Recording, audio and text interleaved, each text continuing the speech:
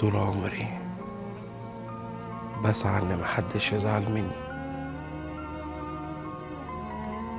عمري ما خيبت ظن حد ولا كسرت بخاطر حد، حتى لو كنت هاجي على حساب نفسي كنت بعدي وسامح واكتم زعلي جوايا. كنت دايما ببقى جدع مع اي حد يتعامل معايا، اسند واشيل واوفي واخلص، وفي النهاية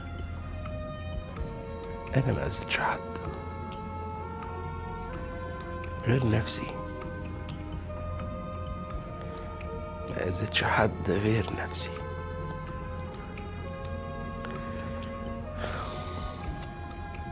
الحمد لله، الحمد لله.